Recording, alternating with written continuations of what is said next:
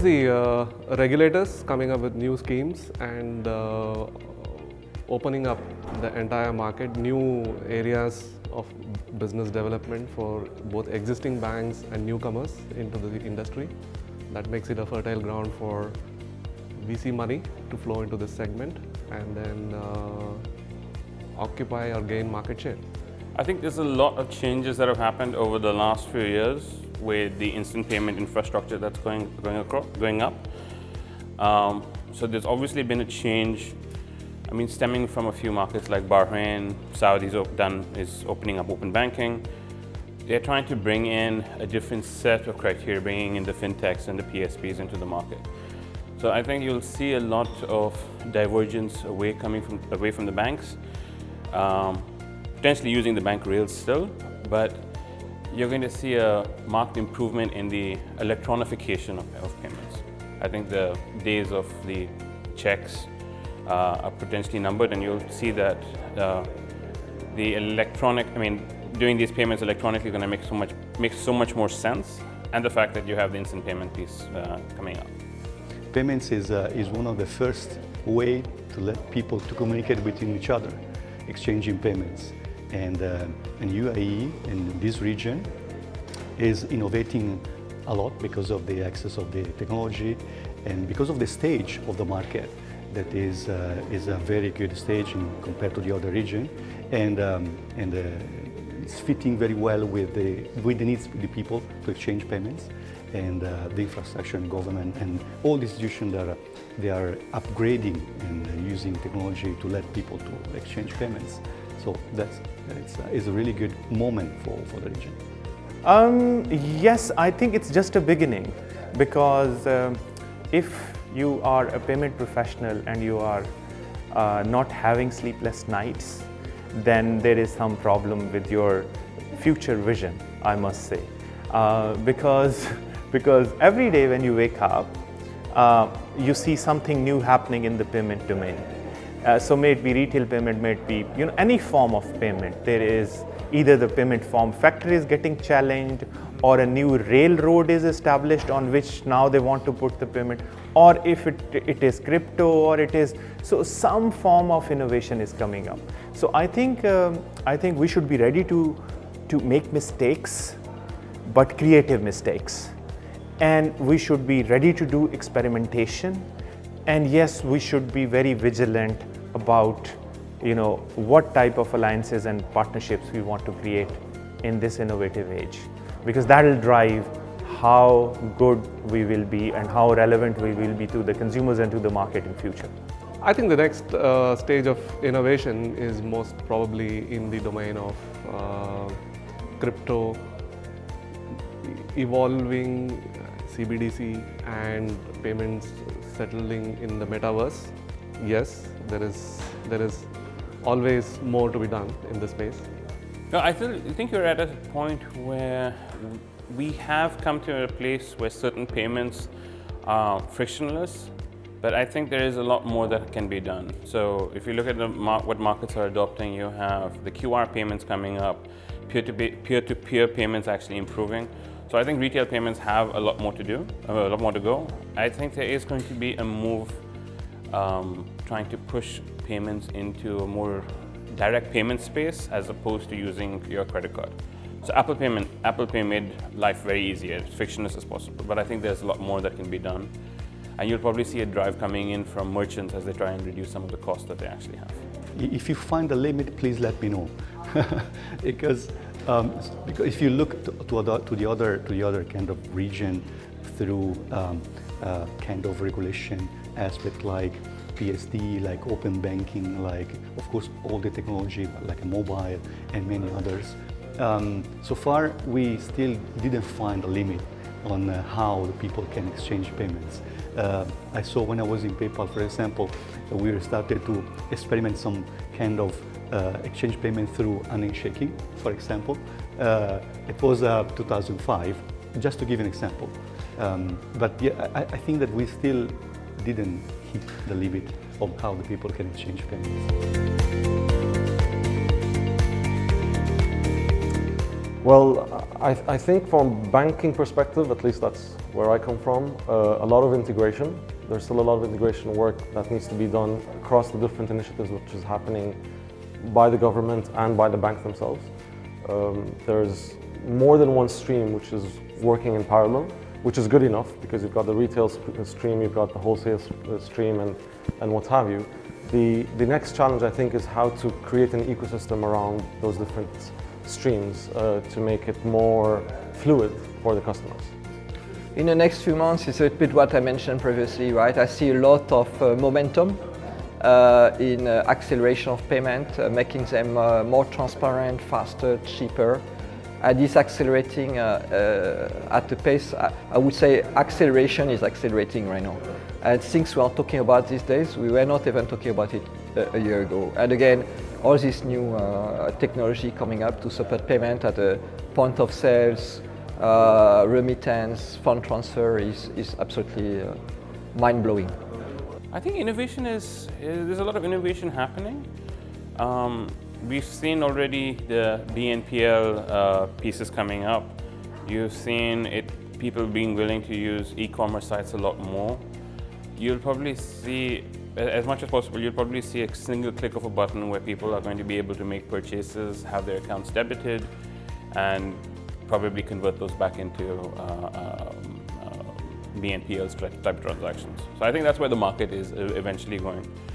I know the credit card piece has got a large number behind it, but I'm hoping that in the next 3-4 years, you'll start seeing a sway happening on those numbers.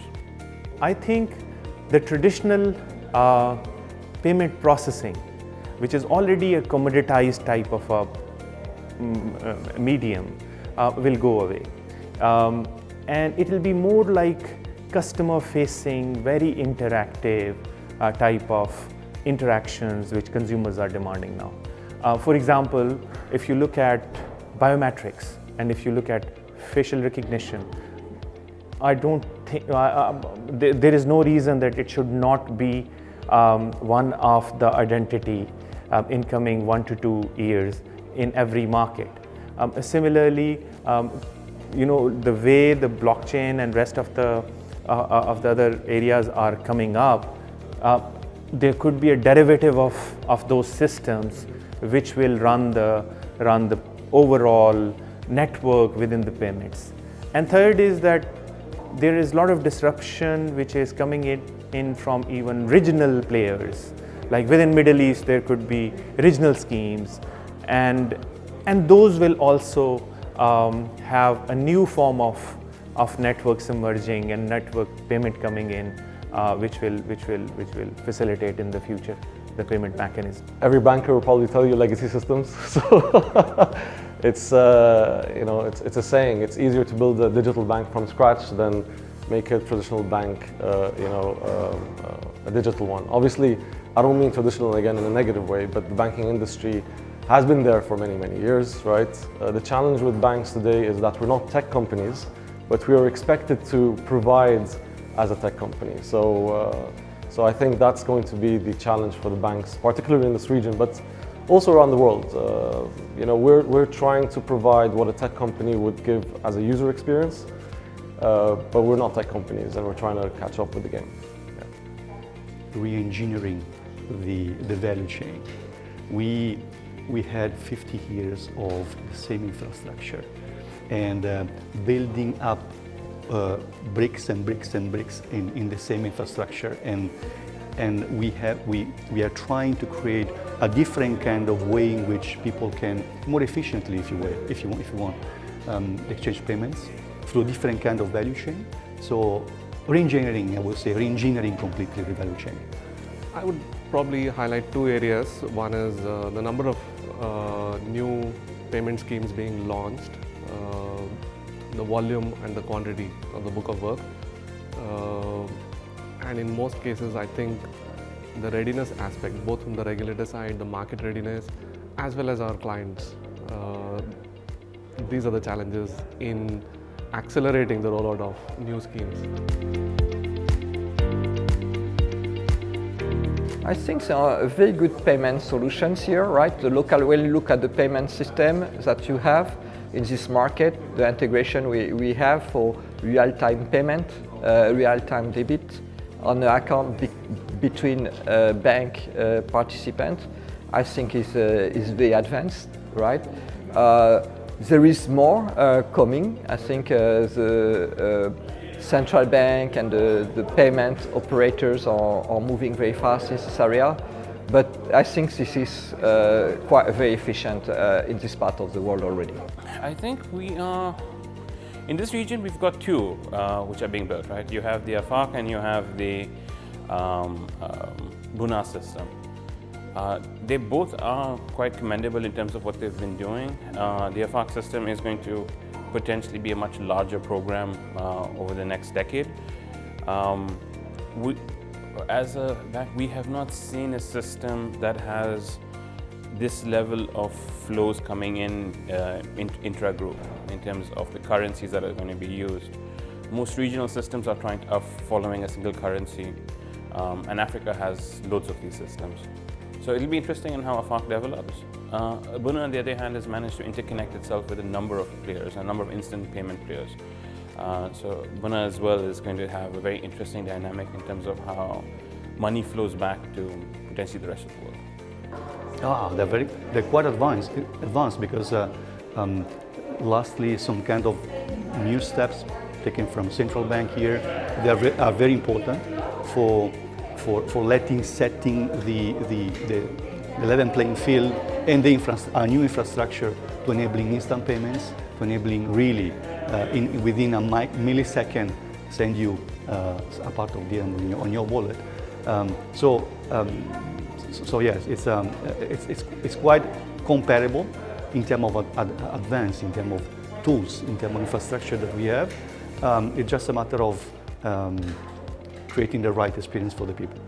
Extremely important. It's all about the customer today, and customers today are referred to as users in many industries. Again, thanks to the tech companies. So it's no longer giving a customer a product and expecting them to benefit from that product. You need to get into the psychology of the customer. What do they expect from the product? What are the next steps of that product? What are the evolutionary product development aspects of it? So customer is key to all of this. Absolutely. So basically, as we see, you can introduce more services and customer-friendly services like the easy services, faster deliveries, and payments should get affected. Nowadays, what happens? I'm reverting back to my previous point. Like front end, the customer is using their mobile phone for initiating the fund transfer, but it's going and laying in some buckets, and somebody has to take it and process it. So the TAT, overall TAT, is still like, let's say, yes, there are some banks they have done, but still, maybe for example, they have done it in the internet banking, but mobile app is still in the old method. Like people are initiating, it's laying in the basket. It should be connected into a single omni-channel process, you can say. Absolutely critical. Faster payments provides an important value to the ecosystem. It eliminates risk through instant settlement and thereby increases or improves the commerce around the world. So very, very important. These 24/7 instant payment schemes, they provide enormous value to the economy.